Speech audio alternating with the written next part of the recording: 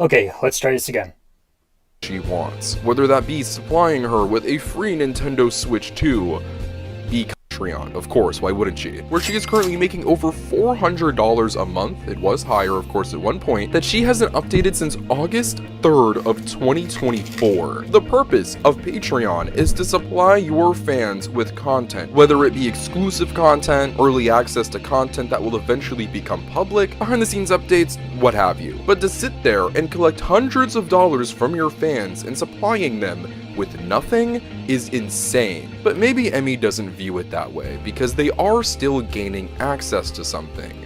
Her Discord. Emi Jones has a Discord server where she is active in, but this isn't your typical server where fans of someone's content can come together to meet new people, bond, communicate, share interests. No, this is very close to, and I'm really trying not to be hyperbolic, a cult, where Emi Jones is the queen and her little Patreon minions will do what she wants, whether that be supplying her with a free Nintendo Switch 2, because. Or how about when she gave out Valentine's Day cards that were $15 each? Naturally, she started doing this little money-making scheme around February, consistently fear-baiting her fans into her taking a loss on these cards if they don't sell enough, so people bought multiple, just for months and months and months to go by until late July of that year, where she makes an announcement tossing all the blame onto her partner that he forgot to ship them. And I guess he must have forgot again, because people didn't start receiving their cards until the following year of 2025. A whole year for people to receive Valentine's Day cards. Even friends of hers, get this, were supporting her financially, giving her close to $1,000, helping her pay for trips, meals, all of this. $10 to $25 tarot readings? Here she is fear-baiting a fan that anonymously came forward to me about how she needs money because her power is about to be shut off. He sent her money numerous times through PayPal, and when her attempt at a $450 cash out didn't work, she simply tried to just get off with a 30. This is not normal behavior. I don't care what way that you try to paint this, this is clear financial manipulation of her audience and makes her GoFundMes all that more sketchy. Remember though, money isn't all that matters to Emi. Roku's self-serve ads platform. It's easier than ever with Ads Manager. Well, how is we're not doing with any Teen AI sensitivity bullshit is here? so common. It feels like somebody's poking directly on their nerve. I recommend Sensodyne. It's also power. Her Discord has been turned into a battleground, a dictatorship, where you must, as a fan of her, build up the social credit to be one of her favorites, and if you don't, you are simply treated as lesser. A big part of this is being as hateful as she is. Emi, at her core, does not like the community that she is a part of and profiting off of. More specifically, the larger influencers and creators that she shares the scene with. It's been said that she had a whole entire hate campaign against Sam Procrastinate, where none of her audience would be able to say anything positive about the man or his content. Why is this? Because he did not personally come out and use his platform to publicly defend Emi during one of her controversies, which, let me remind you guys, is not the job of Sam or any content creator to do when somebody gets into a scuffle. She also has specific vendettas against Fidel of Gamescage and Tails channel, and for those who are not aware, hasn't been run by Matt Mannheimer in around 10 years at this point. And I swear that this is not the purpose of me making this video, but shocker, she really doesn't like me, having her crew go to the staff of Sonic Revolution to have me removed from the event in 2023. And once when that happened and caused issues, she of course shifted all of the blame onto her friends. Sound familiar? Keep in mind, up to this point, we never interacted. Yeah, this is the story that I was talking about earlier about Ricardo's encounter with Emi and how they got him banned at Sonic Revolution. I couldn't remember the convention at the top of my head when I started streaming, but thanks for the reminder, Pastor Ricardo. Ever. This woman is a whole 10 years my senior. I don't know why she cared so much I was there. I'm sure there were many people at Sonic Revolution who saw me and were like, oh, I don't like SpeedSuperSonic, and then went about their business like a normal person. And I'm sure there are many people on the internet right now who see content creators like Sam or Fidel or myself, and they do not enjoy us, our personality, or our content. But you know what they do? They go about their business and do their own thing and enjoy what they enjoy. They do not create and encourage hate campaigns against us. They do not have us physically removed from events where no trouble is being. Oh, hold on a sec. Oh, there's me at Sonic Revolution 2023 in person when everyone's jamming the song Undefeated from Sonic Frontiers. Oh shit! I didn't even know that was you in the footage. Which shot was it? Uh, I don't even Supersonic, know. and then went about their business like a normal person. And I'm sure there are many people on the internet right now who see content creators like Sam or Fidel or myself, and they do not enjoy us, our personality, or our content. But you know what they do? They go about their business and do their own thing and enjoy what they enjoy. They do not create. If I had to make a random guess, probably the guy with the Sonic hat is you. But regardless. Oh, you're Afro. Okay, hold on a sec. Many people on the back. internet right now who see content creators like Sam or Fidel or myself, and they do not enjoy us, our personality, or our content. But you know what they do? Right there, I think. They go It's hard to about tell. their business and do their own thing and enjoy what they enjoy. They do. Well, I apologize about not recognizing you on the spot, Trey, but congratulations on your cameo in this. Well deserved. So welcome to the Cameo Club, buddy.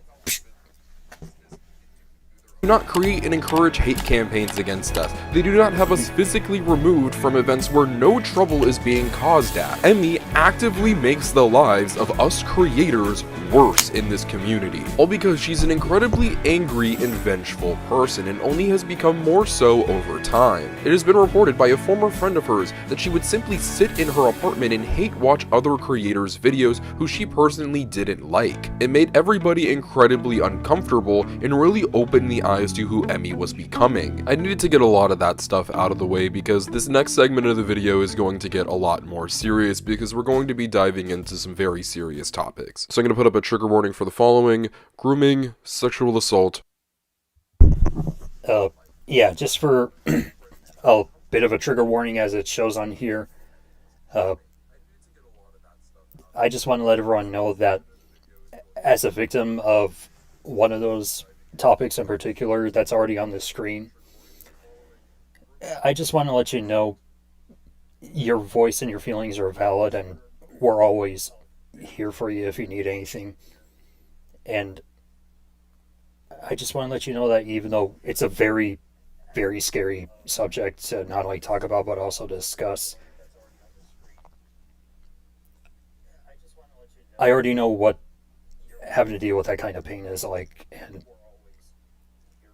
I'm also sorry for not thinking of thorough words to actually speak, but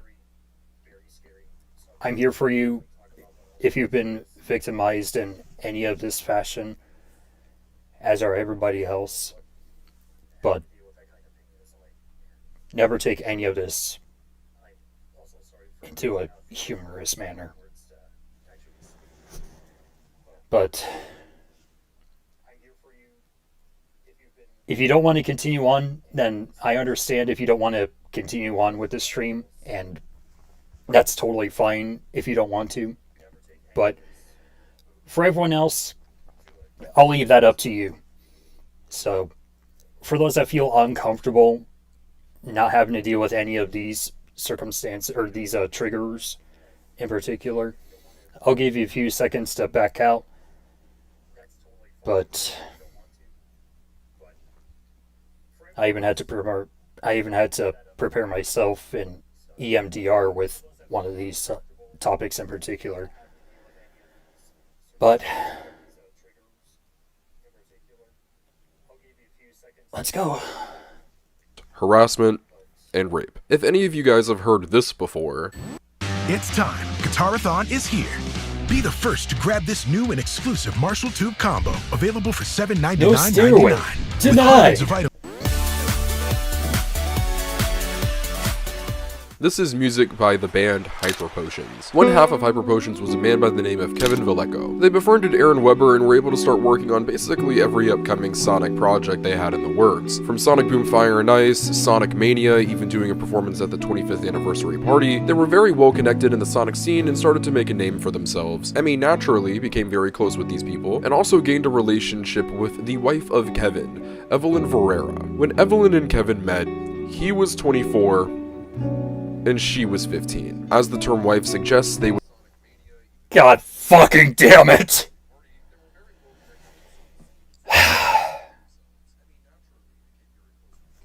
I don't drink alcohol, but I feel so disgusted at hyper potions right now. I'm sorry. Would I'm sorry. eventually get married and have a very abusive relationship, both verbally, physically, and below was not an easy read. However, thankfully, around the pandemic, they were able to get divorced, with her staying out in Los Angeles and him going back home to Pennsylvania. Like Kevin, Evelyn was also a musician, and around that time was working on a project. What project was that?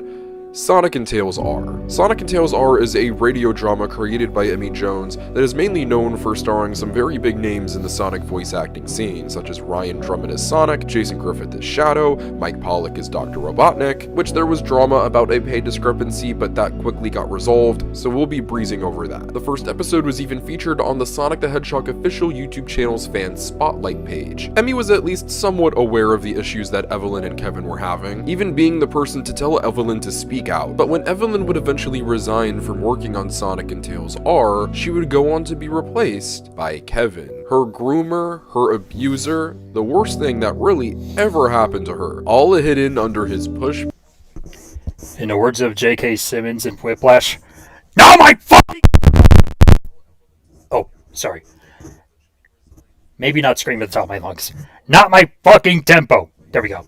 Pause moniker. When Evelyn eventually spoke out, Emi would too, claiming she didn't know the extensive history behind their relationship. And I'm sorry, I find that very hard to believe. You're telling me that this couple, who you were closely associated with, the topic of their ages and age gap never came up. An age gap, which let me remind you, is 10 years difference. And regardless of when Emi and Evelyn met, she would have been significantly younger than Kevin, not just in number, but by appearance. I would think it's weird if my fellow 22-year-old friend decided to date an 18-year-old girl fresh out of high school, let alone someone significantly older than that, dating somebody that young. Emi deflects when Evelyn said that she needed to stick up for herself in relation to Kevin going back home to Pennsylvania and Evelyn staying in LA. But even if you didn't have the gritty details of their marriage and why it was ending, you're telling me that you didn't know anything that Kevin had done? When you were talking with Evelyn, in a simple discussion of life, two friends confiding in each other, no red flags were raised about Kevin or his character. But regardless of that, why would you think it is okay or moral to replace the person who is leaving your project with their ex, who they are currently separating from and having a very messy situation? She then flat out lies in her statement, says that the composer role was not filled by Kevin, which yes, it's right here, it's in the credits. She then gets mad at the internet for condemning her for her wrongdoings in this situation, and ends it off by saying that she hopes that Kevin can get the help that he needs. Help he needs? He groomed a 15-year-old and then went on to abuse. Need I say more about such a subject like this? This is like, he needs to be behind closed, or behind bars. Levels of fucked up.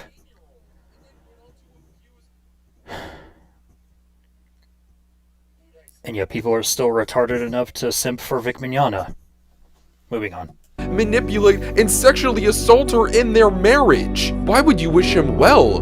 Wish him to hell. And what makes this even more sad is that this is not the only example of Emi being negligent in protecting the abusers and predators that are in her life that she gives jobs and associates with. Sonic and Tails R is often hailed as Emi Jones' project, but if you look at the credits, she is the executive producer, the voice of Tails, and the co-voice director. Now, why is she the co-voice director? Because there's someone else that's involved with the project far more than she is. His name is Dorian Nelson. He is the producer of Sonic and Tails R, the co-voice director, the staff writer, the and also the Spooner obsessee. I'm already aware of that at least. staff sound designer, and he did the end credits animation. These two are obviously very close. In 2017, there was a convention named Sonic and Sega Fan Jam, which has since been rebranded to Sonic Expo Atlanta. Emi and Dorian attended this event along with a bunch of friends, including somebody by the name of Cess. Emi and Cess became friends when Cess was a teenager in high school. They went on vacations, Emi would commission Cess to do art for her, and this would all essentially culminate in them attending the convention together. Unfortunately, right before the convention, her and her boyfriend broke up, and a lot of their time before the convention actually actually started was Emi and Dorian comforting Cess. Cess would end up staying in a hotel room with Emi and her friends, which was a different hotel from what the staff was staying in. Emi would frequently go off and do her own thing, which was fine with Cess, so she was spending a lot of time with Dorian, almost looking up to him like a big brother. They would help set up the convention and then eventually go to a Denny's for food, but wouldn't leave until around 4 to 5 in the morning. It was a little too late to go to her hotel with Emi, so she had to stay at the staff hotel where pretty much everyone was sharing a bed, where she would end up sharing a bed with Dorian. What would happen next though was not consensual. At one point in the night she felt his arm around her, and then at another point during the night woke up to him spooning her. She turned around to release his grip, only to see him wide awake. He would laugh, kiss her on the face, and say, "I really like you, Cessy," while running his hand through her hair. While Cess does not qualify this as sexual assault, this by definition is sexual harassment. Emi would be made aware of this, going on to chew out Dorian and condemn his actions, and Cess would go on to voice to Dorian how this deeply made her. Still kind of contradictory how Emi just literally made a apology video showcasing what consent is supposed to be. And she hasn't followed up with what happened regarding Dorian. Her uncomfortable, and they were able to continue some form of a relationship, remaining friendly, but by no means being as close or talkative as they used to. Fast forward years later, Emi would go on to make music with someone by the name of Hunted P. If you guys are not familiar with Hunted P, he did the infamous "You know me, the fighting freak Knuckles, and we're at Pumpkin Hill. You I ready?" am one yeah, with that the guy. master Long emerald. story short, they would have a very weird working relationship. He was incredibly creepy, harassed her. None of that stuff was cool whatsoever. Dorian Nelson, though, who at the time was working on Sonic and Tails R with her, went on to write a statement for 100p and then retweet it. This was essentially the straw that broke the camel's back for Cess, and she completely cut off Dorian. This would all soon reach a breaking point, however. In 2022, Sonic Fan Jam was still running, and Cess was intending to attend. That was the rendition of Sonic and Sega Fan Jam I attended, where I got to meet Ryan Drummond and also had that small reunion with Emi after 10 years of not seeing her in person. And I didn't even know about the Cessy stuff behind closed doors. And at first I even wanted to check on Emi to see if everything was a-okay. But even after processing everything afterwards, I still regret giving $1 to Sonic and Sega Fan Jam.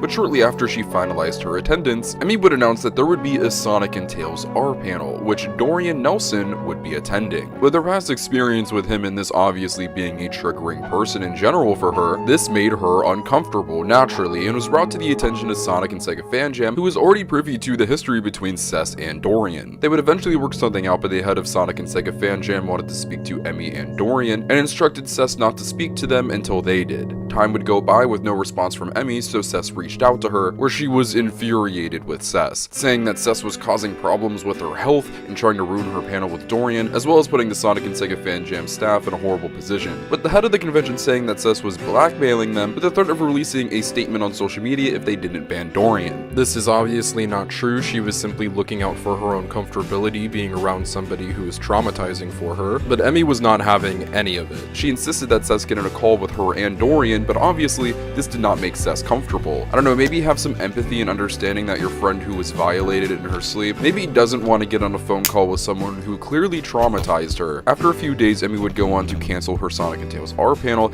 after Dorian voluntarily stepped down. Cess was trying to make good with Emi, apologizing as her intention was to never get her Sonic and Tails R panel ruined, but Emi stayed quiet, didn't say anything to Cess. After all of this, Emi and Cess would attend Sonic and Sega Fan Jam, but they would keep their separate ways. 2 days after returning from that event though, Dorian would publish a doc about how he had been falsely accused of sexual assault for years, with Emi going on to retweet it and endorse it. Keep in mind, Cess never said that she was sexually assaulted, but she was harassed. And I think we can assume that Dorian is aware of his actions, and that what he did that night was not okay, and has to live.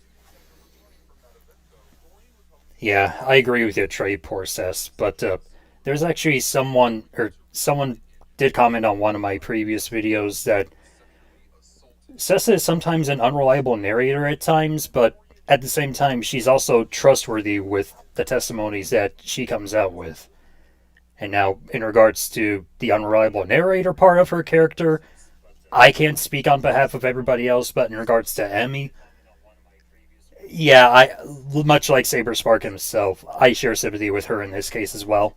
with that guilty conscience. Remember, initially when this happened, Emi was on Sess's side and called out Dorian, but of course, as we're aware by history, she would go on to create an entire radio drama with the man, and then later, when she felt personally slighted, went on to deny this victim's experience and call her out in a public forum, bringing incredibly personal things to light that the public did not need to know about. Emi would of course take to Twitter to make her own call-out post of Sess, where she accused her of blackmailing FanJam, and how Sess coming out about Dorian somehow impacted Emi's health significantly. This led to months of harassment from Emi and Dorian's audiences, until months later when Sess was able to publish her own doc, which the edited version of that doc will be linked below. That version was ultimately created after Emi and her decided to make peace due to the harassment both parties were receiving, but if you're curious about the contents of the original doc, I'm sure there are links floating around out there somewhere, and it's also been reported on numerous times in different YouTube videos and forums. This should have been a moment in time where Emi was able to be examined by the community at a deeper level, seen for the true person that she was. A hateful woman who lived an angry life, who disregarded the people in her life that cared about her, because what did it threaten? Her power.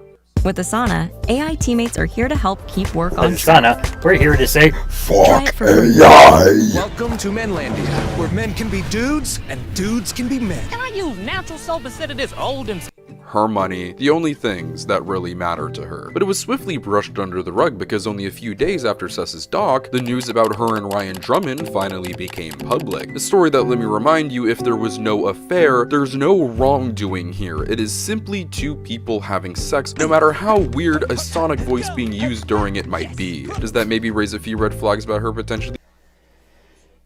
That sound mixing. My god. Dang a Bobby. Being interested in the relationship between a canonically 15-year-old blue hedgehog and an 8-year-old yellow fox? Yeah, maybe, and that would be incredibly fucking weird, but we honestly have more important things to talk about. The thing between Emi and Ryan is, as of today, there was no wrongdoing by Emi. But I think Emi is smart enough to know that there are many instances in her history in this community where she has done plenty of wrongdoing, and she's been able to cover up these scandals with another scandal that is bright and colorful and exciting to the general audience, but is essentially just nothing but fluff at its core. Now, why am I bringing these two specific stories up at the tail end of this video? These are two women in this story that were traumatized by either sexual assault, sexual harassment, something that every woman that deals with these things, if they wish, should be able to publicize and talk about. Also, if they want to keep it private, they should be allowed to keep it private. It is their story, it is their experience, and it should not be denied. Both.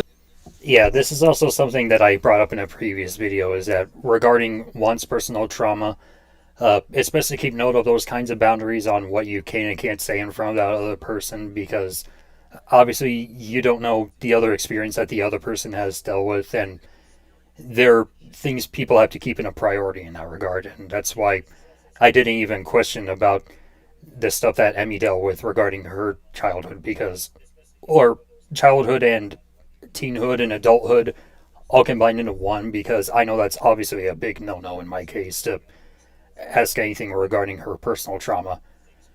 So, just keep that in mind. Of these instances are objective things that happened. The people involved who did these wrongdoings have admitted that they've happened. To turn around in one instance and exonerate yourself of any wrongdoing or negligence in relation to a young woman who was taken advantage of by a much older man, and that is putting it very nicely, and then continue to go on to deny your personal friend's sexual harassment experience which you had knowledge to. These two stories are some of the most disgusting things that have been public knowledge in the Sonic community, and it has been completely brushed under the rug. Now, I want to state this. Emi is not the predator or abuser in this situation. The brunt of the backlash in these two situations should go on to Kevin.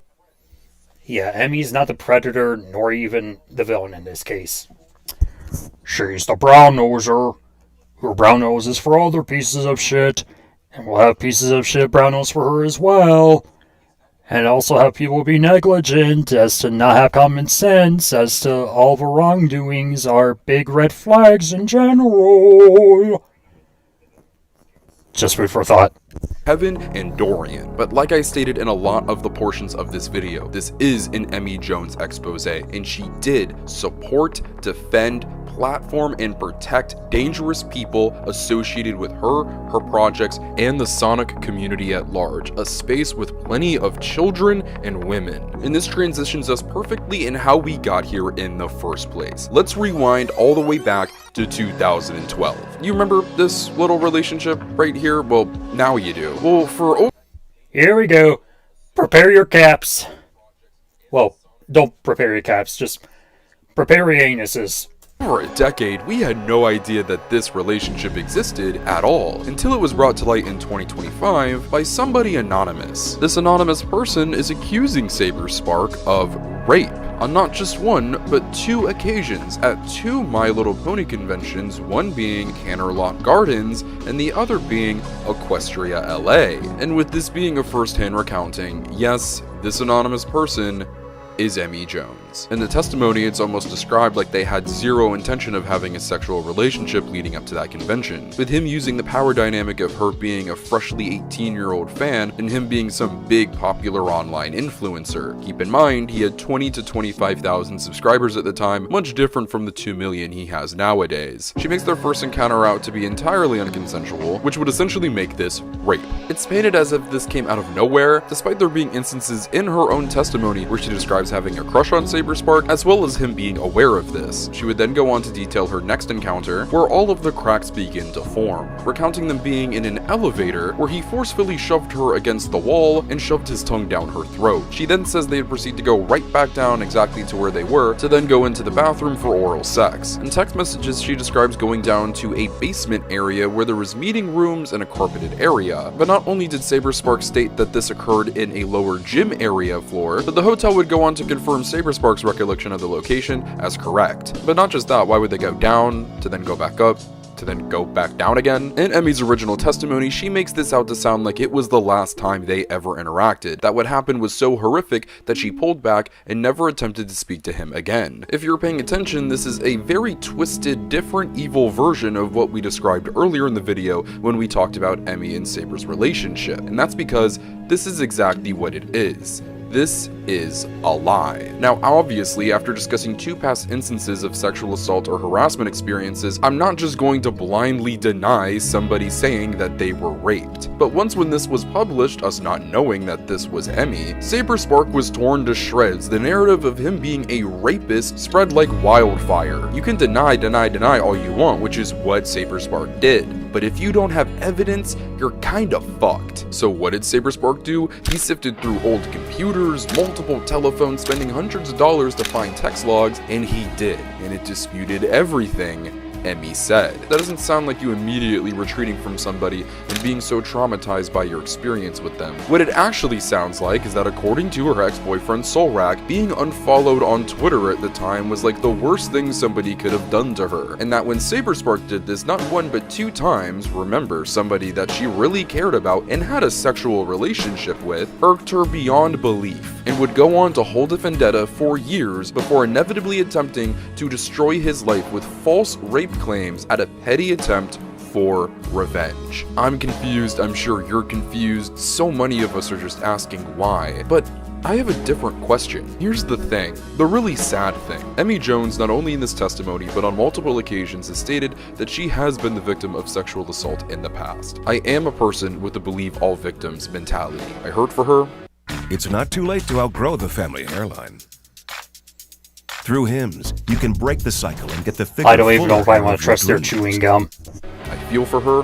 I not only empathize with her, but I sympathize with her. I obviously cannot do that with the Saberspark story because there's objective proof she lied. And even if she might still have a very frequent track record of lying, I am still not going to deny the other experiences that she references, and I hope you guys don't do the same. The reason she claims she wanted to do this was to prove to herself that she would be able to speak up. She claims she spoke up anonymously to avoid harassment, but I think we have a lot of room to believe she did this because she's Emi Jones. And if she were to come out with this claim, which is false, it would have lost a lot of credibility and people wouldn't have taken it nearly as seriously. Also, another part of that reason in reality is because she knew she was lying. If Emi Jones wanted to speak up about her history with sexual assault, why didn't she talk about her actual stories. It would have been an incredibly powerful and humanizing moment for Emi Jones if she actually talked about her experiences with sexual assault, something that not a lot of people in this community. Even though I've already said to respect people's boundaries, he actually does have a good point there. That's something I never actually thought of myself. But again, that would be more of Emi's choice if she wants to publicize it herself. But given how we already know that her reputation is already thrown out the window for how much of a piece of shit she, Coop, and everybody else brown-nosing for her are, yeah, I don't know if I want to believe her in this case. Community do, getting that deep, getting that personal, because the unfortunate reality is there are millions of people in the world and in this community who have dealt with that and continue to do so to this day. And putting that story out there and how you ultimately overcame all of that and managed to have a child and find success despite all the hurt and pain, letting those people know that they're not alone, it would have been, frankly, one of the most beautiful things this fanbase ever saw. But instead, she committed one of, if not her most heinous act, lying about a man that you had an intimate relationship with who happens to be a public figure, and using that as an attempt to take everything away from him and ruin his life. All because you were slighted 12 to 13 years ago. And if Emi truly cared about sexual assault survivors so much, why is it that on 2 separate occasions, 2 friends, 2 people who were close to her, were treated by her the way they were? One that came to you privately about their experiences, and then you went on to replace them in your fan project with their abuser. And then another friend of yours who was taken advantage of in her sleep by someone that you would go on to create an entire radio drama with, and then go on to deny her experience after knowing damn well it was true, and then sending harassment her way for months, which almost resulted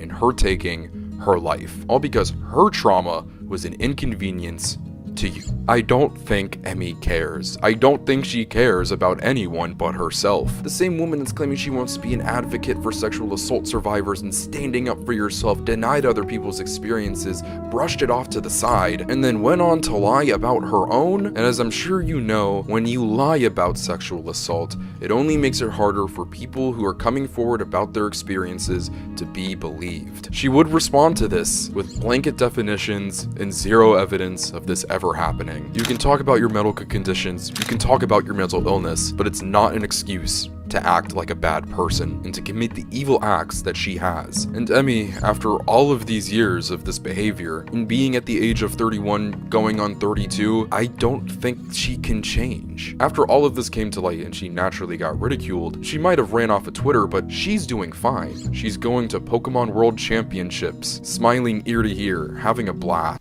Yeah, long story short, she's fandom hopping as a means to run away from the problems that she herself has started.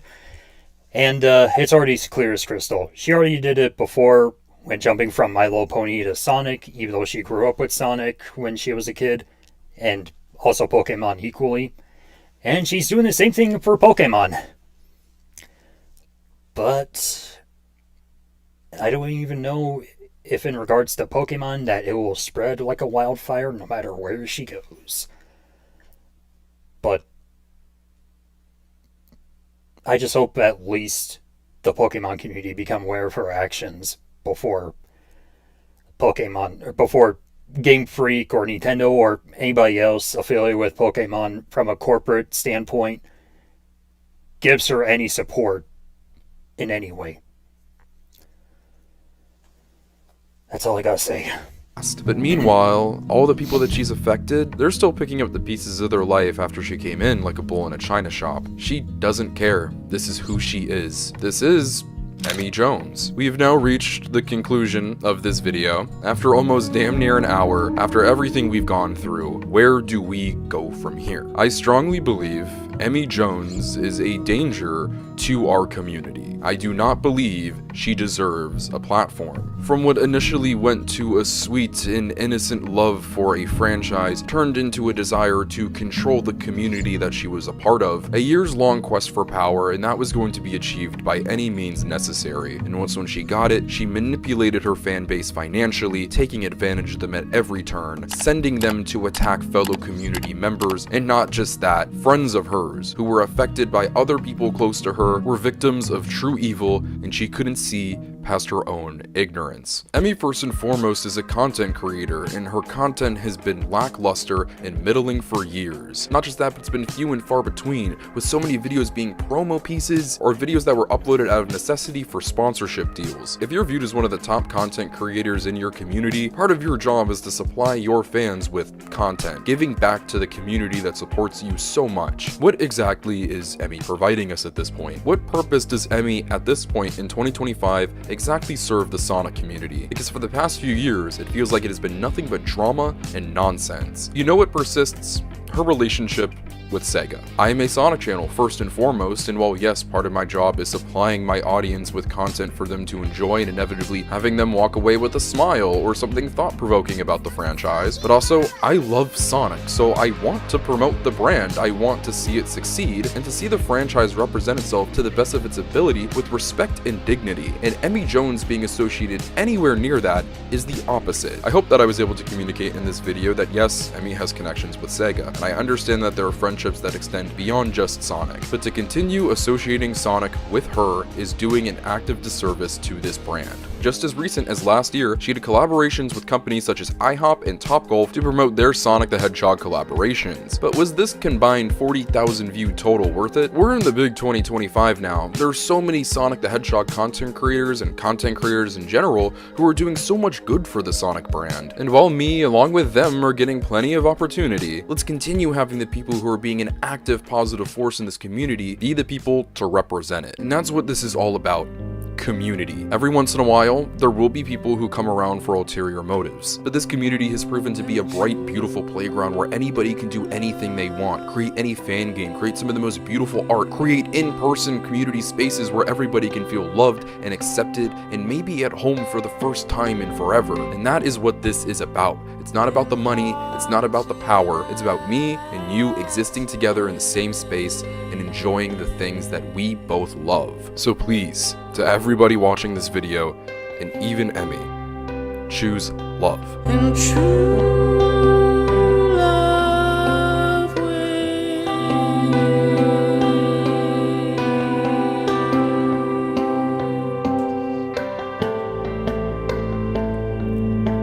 On lollipops and crisps.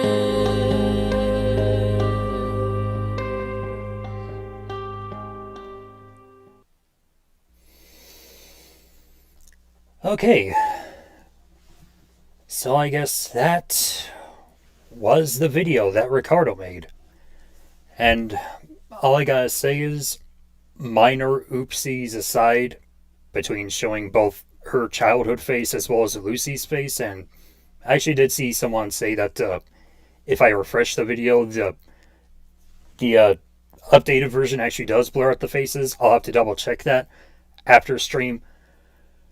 But outside of that, that was actually very well put together. And honestly, even though I've already shared my thoughts on Ricardo, and one small thing regarding him having Doug Walker in his videos as a part of like trying to clip together a narrative, even though I have issues with Doug Walker, regarding what Ricardo did for the editing, it's not worth canceling him over that. But in regards to this video in particular, everything that he said is 150% on. Like, there's no other way around it. But, let's see. Oh snap, I missed a few. Don't worry, Pinkbird. I actually encountered some technical difficulties regarding the stream. But I actually had to start a new stream, so the previous one will still be up if you want to rewatch it. But she doesn't deserve to be part of the Pokemon community. Hell no. She doesn't deserve to be in any community. Exclamation point. But anyways, Trey says, I enjoy the Sonic community so much to my heart. For Emi, she got what she deserved for all this crap. This is why I wasn't a fan of her and no one friends with her.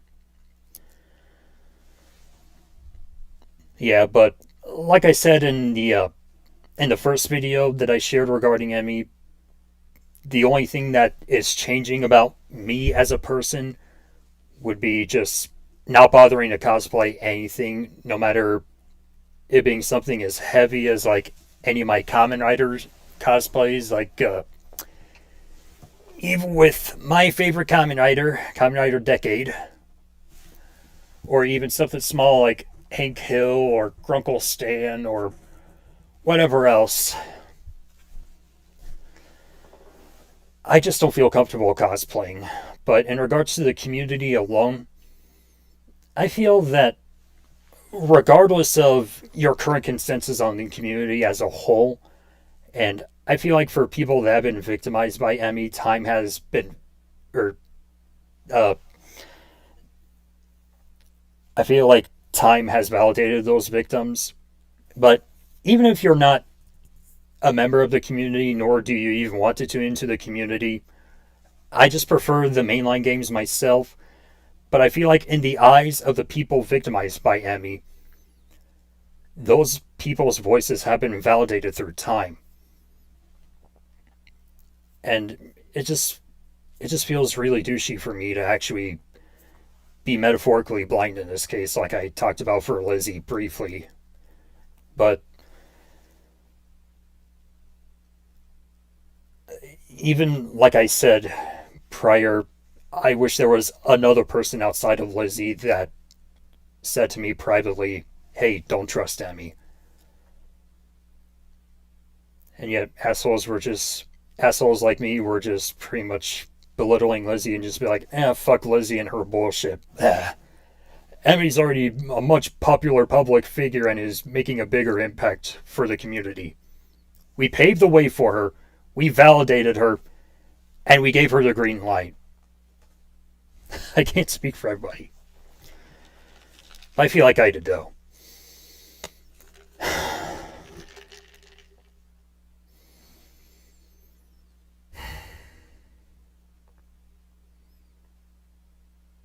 Anyhow, Lizzie Silvis, gomen nasai.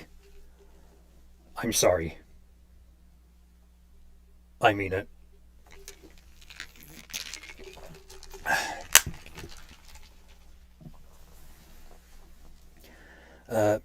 Emi needs to leave YouTube. Honestly, there's no point in returning to the internet after all of this. I'm also a Sonic and anime fan as well, as am I. And I'm hoping and praying that everyone will heal. I am too, Pinkbird. And I also thank you for your words of encouragement from what you just said right now. But hypothetically speaking, if I were to give Emi at least one more reality check, I know this is gonna make her and her delusional simps like Coop, Super Mario Productions, or whatever that one guy is that was quote-unquote thinking about me, that attended the IHOP event, and also Lamp and so many other people still brown-nosing for Emi. I know this live stream is gonna make those people angry, but whatever happens, happens. I've already had plenty of disagreements with people, both in person and online, whether publicly or privately, and I became enemies with those people because of either disagreements that they weren't validating of me or vice versa, or even if it's just something like my big mouth, but I don't care. I mean, I do care, but needless to say, Ricardo was right about what he said in that video. It doesn't even matter if it was Satan himself saying it. He is 150% right. And another thing to keep in mind with moral support in general is that even with moral support, regardless of how big your subscriber count is if you're on YouTube, like, it ebbs and flows. There are people that stay for a while. There are people that leave after a while. People will stay for 10 years. People stay for only like 1 month or so. That's part of promoting your business in that regard. And so even though I'm just a one-man army doing most of the work myself, the only exception being when I commission my Japanese sister to work on some thumbnail art, a majority of the stuff is all on me. And so I don't have a schedule set, because even though I am registered to be a YouTube partner, right now where my account stands, it's not like up to where I actually earn Benjamins on a monthly basis, but that actually takes time. It actually takes time to produce more content, get the views, and everything else. Not to pontificate or want any extra views or whatever. I don't want to be like, hey, you need to subscribe to me or whatever. I'm not doing that. But there are so many things on trying to keep a ship afloat, even if you don't have a staff of 50 people. And so when things are slow on my end, it's not a big deal. You know, I don't even have that many gray hairs to add onto that many people's scalps. But in regards to Emi, let's take her business model and apply it to, well, let's take her business model where she shares the urgency of, I need people to donate to me via PayPal just so I can help pay my bills by the end of the month, or I need help on XYZ luxury item as a part of the e-begging.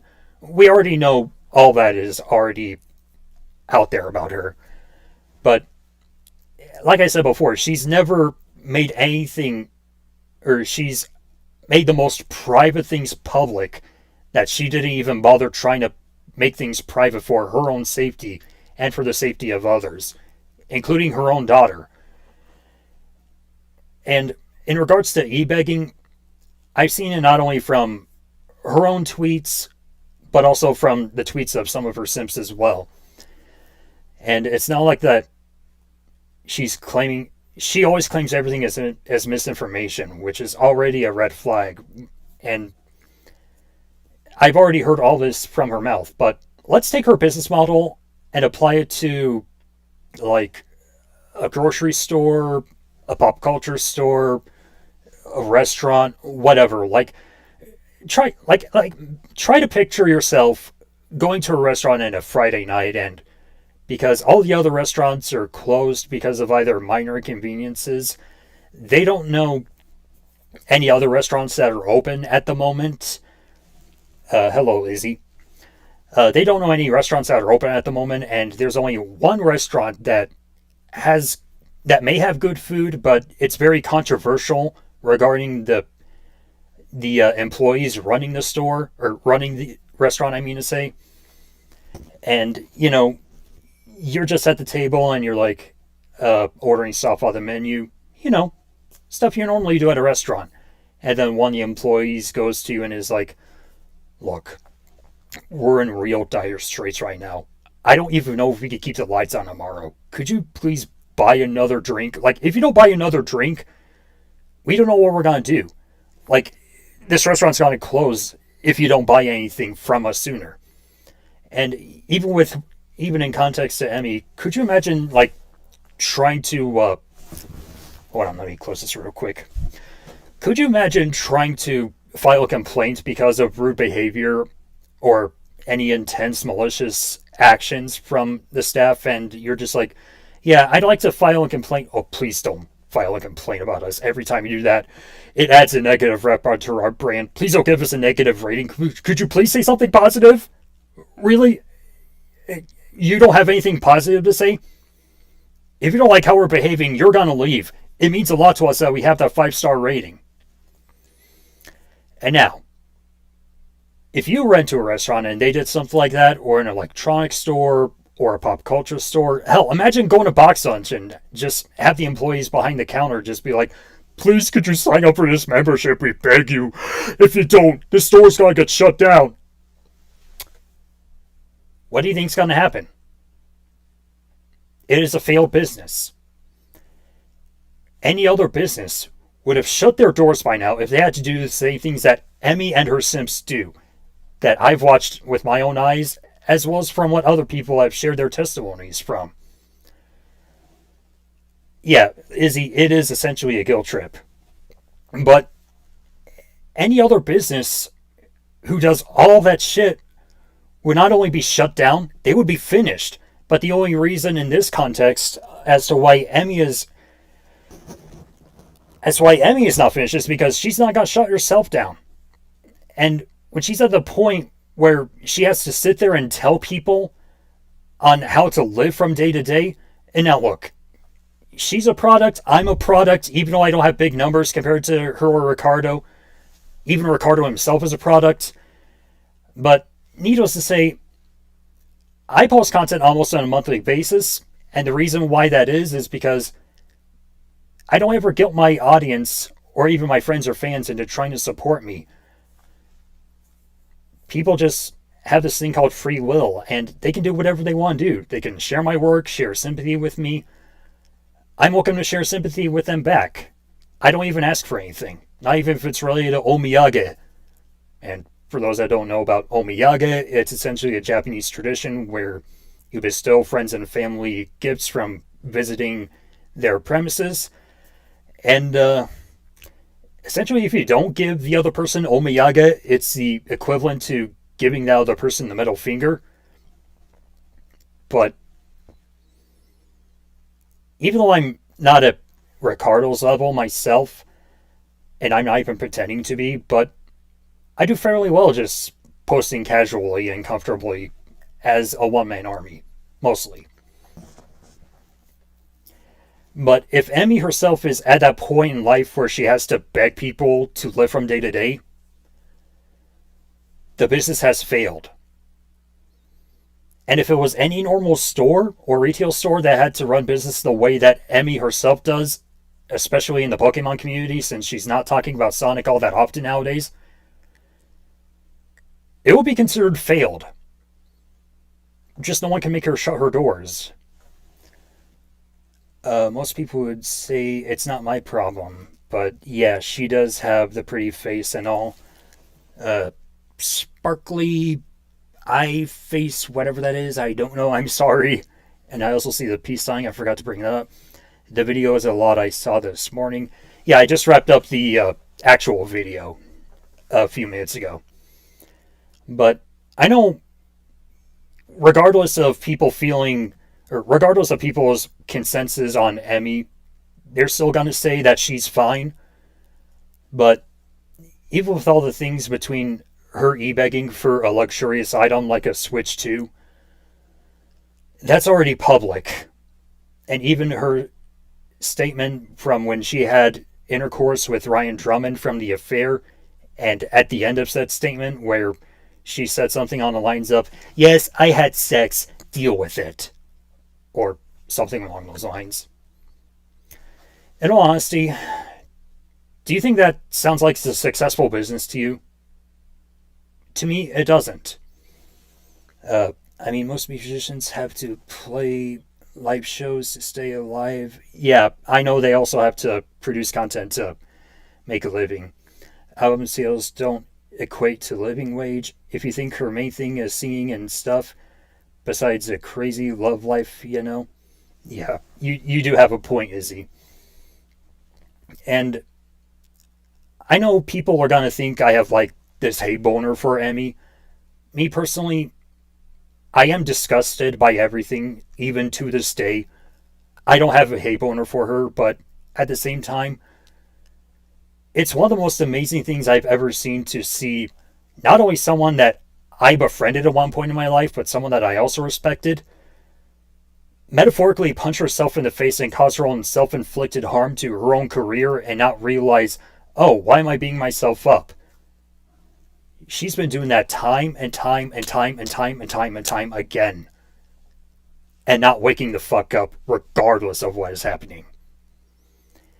In fact, even back in our childhoods when I actually was still friends with Emi from 1 to 2 times, I remember thinking to myself, and even just networking with other friends and family in my life about this, and even my therapist, that if she acted like how she did back then in her AMV days, and, just interacted with her audience, didn't play the victim, joked around, enjoyed pop culture,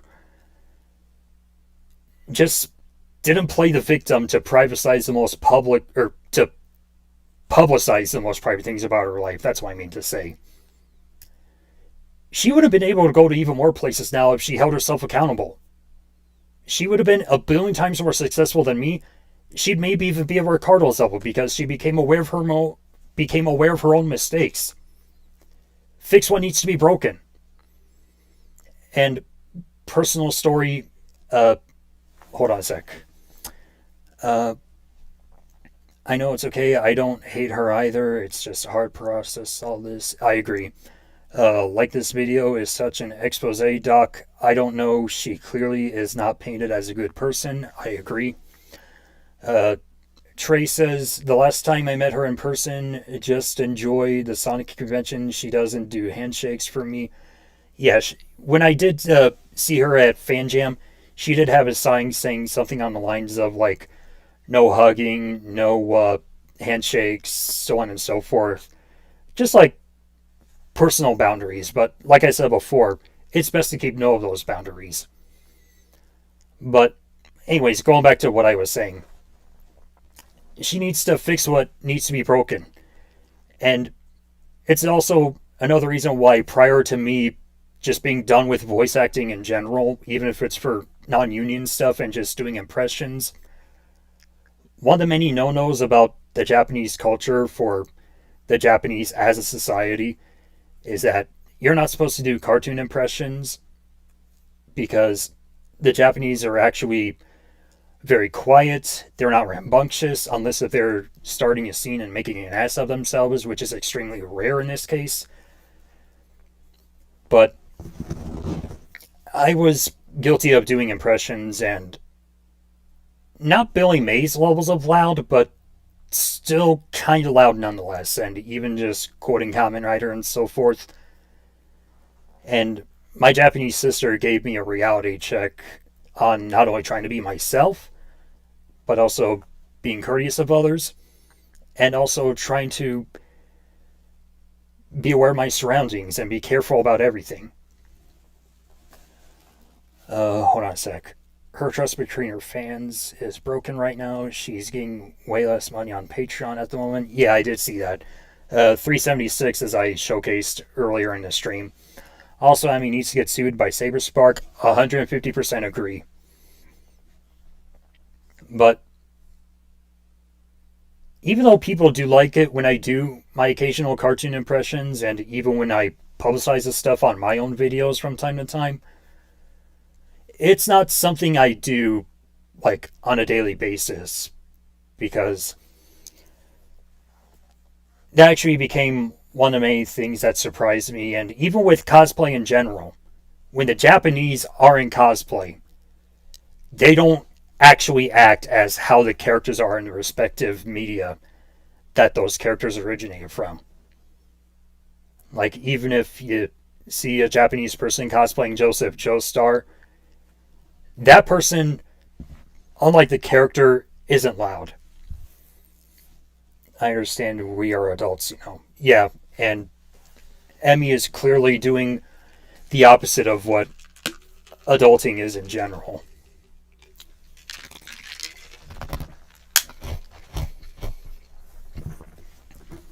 But regardless of the mistakes that I've made, it ended up benefiting myself as a person. But in regards to Emi, she's done the exact opposite. She swept it all under the rug. She did the Streisand effect to left and right, even with the Saberspark shit. And I'm also aware that nobody can gatekeep whatever kind of ship they want to be. If it works, great. If it doesn't, then probably not to do that. Or probably best not to do that. But there may be a day where I may start to be in a ship with someone that is a popular public figure. And I hope it doesn't happen, but even if it's just someone who has the same numbers as me, or doesn't even do YouTube or anything pop culture related, I make sure to keep note of whatever kind of boundaries that they have and actually admit fault to the mistakes whenever beneficial, because I'm human and mistakes happen. regardless of how big or small they are. But that's not what I'm calling Emi out for in this case. In regards to Saberspark, she tried to say that he didn't show up to his hotel room, or to her hotel room, I mean to say. She tried to say everything else under the book besides that. And then when she went on that interview with Mr. Enter and the other two people that were interviewing Emi, people were like, or she was like, this could be used to my benefit. But with the final result, she wouldn't have the humility in the beginning to say, all right, yeah, I metaphorically scarred Saberspark. I didn't keep no of his boundaries. I gaslit him. I own it. She never played it like that. And one thing I've noticed enough with her is that she doesn't admit fault. And she never will. When things happen to her, I've never heard her say, yeah, I fucked up. It's always something else. But, let's see. We're not supposed to be doing childish impressions. As a joke in a friend circle, maybe. Oh god, I used to be super inspired by her content and her passion of creating different song covers back in my day, but with all what she's done, her future is finished. Yep, I agree. She needs to face some serious jail time in an asylum, realistically speaking. Even I was inspired by some of her music. I gave her the benefit of the doubt when she blew up on Twitter, and I tried to be a friend. I tried to be a friend as well, but she just can't. She just wants all the attention from all the people that are yes men to her. And she just wants to be surrounded in that hug box of people around her in that case, which is already unhealthy. And as a person who's dealt with other finicky people that used to be a part of my life, or even just like people in the con scene that I networked with as well, yes men are always a red flag. Facing your limitations and your flaws, learning to overcome them, and making sure you guys respect each other's boundaries to the best of your advantage always makes you a better person out there. But in regards to what happens to her with things like Tails creating the AI images, for example, which I didn't even know he was an AI simp, and honestly, it doesn't even matter if you like or hate someone. It doesn't give the right to literally do something immoral and illegal and just be like, oh, hey, just for the hell of it, I'm going to generate AI images of Emi being nude. Like, you shouldn't do things like that, regardless of who you're obsessed with. Whether for the most malicious reasons, or even just like the most hateful reasons, or whatever. But you shouldn't do things like that, and people who do things like that equally need to be held accountable. I've seen it firsthand. She's in the hospital on an IV due to malnutrition. Yeah, I even shared that I know her malnutrition wasn't bullshit, as was her long COVID. Then asking for even more cash in Discord, then going to Pokemon Anaheim and stuff. Like, how can you plan that sort of trip when you have to take care of yourself? You're in no position to go anywhere when you're like that, I also agree on that, Izzy. 150%. But in regards to hearing things that Emi doesn't want to hear, in a way, I do kind of share similar side effects with her, but not entirely. But I still don't have empathy for her regarding all the actions that she and her simps do.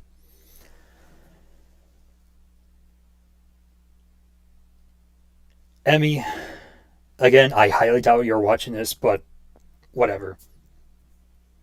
Ricardo is right. Like him or hate him, you are your own worst enemy. And you're the reason why you're in the predicament that you're in right now. That's irrefutable. And also, Coop, how dare you threaten to try to put my pupper down? fuck you to the highest level of degrees.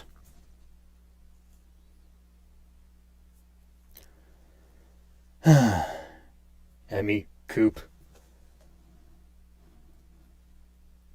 Deceptive people like you are so retarded I can't even bear dealing with any of you guys.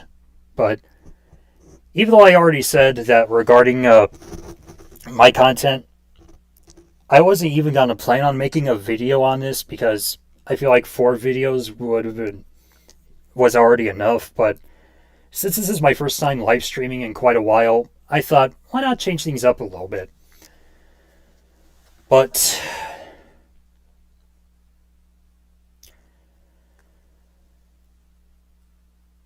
I'm still speechless to this day. But let's see, true. Like, I want her to be okay, but I don't really want to associate or step foot into a Sonic convention after all this drama, bro. Lol. But yeah, I feel like I've already drained so much energy out of me. And I already finished all my popcorn. And also the bowl's actually form a Pokeball. Pretty fitting given what Emi has done. Or what's going on in present tense. But yeah, I thank you all for tuning in. I thank you all for not only the moral support, even if it's just like, hey, I heard what you said. I'm here to share sympathy with you. I'm still welcome to do the same thing to you back as much as possible. And know that you're never alone in any scenario. And regardless of what happens in your life, there are always people that are gonna be sticking with you through thick and thin. And even in the words of the late Chester Bennington, as he said in The Messenger, which is an underrated song from A Thousand Suns, but is also one that still makes me teary-eyed to this day, no matter how many times I listen to it. He does say the words, when life leaves us blind, love keeps us kind.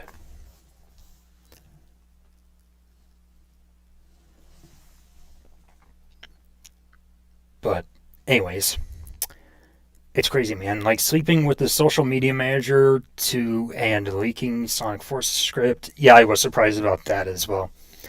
Here's my last words for Emi. Fuck Emi Jones and never going to forgive her. I agree. IDK, it's too much. I don't want to cast harsh judgment, but it is what it is. Sad. God bless you, dude. I'm praying for you guys. Pinkbird, I'm not religious myself, but arigatou gozaimasu. As I said before, I still appreciate your gratitude. As for everybody else, not only on here, on Twitter, and also just to life in general. And even like I shared sympathy with Solrak and Cess4. You guys, you be safe too, Trey. That goes for everybody else in the chat. But until next time,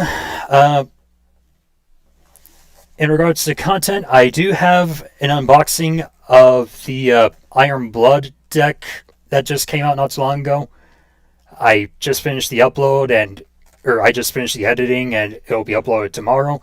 So that will be my newest video. But in regards to other content, I do have one more review that I'm currently working on. I won't say what it is, but it'll be different compared to what I'm normally used to posting. Bless you guys, be good people, stay away from fakes, it's all good. Agreed. Excuse me. Why do I keep burping so much? Oh well. Anyways, I don't know when I'll stream again, but until then, I'll see you guys next time. Diana.